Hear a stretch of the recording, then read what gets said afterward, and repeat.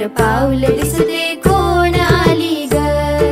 पिवळी साडी पिवळी चोळी अंगी लेऊनी, वैभवाचे साज सारे गळा घालूनी, कोल्हापूरची महालक्ष्मी दारी आली ग।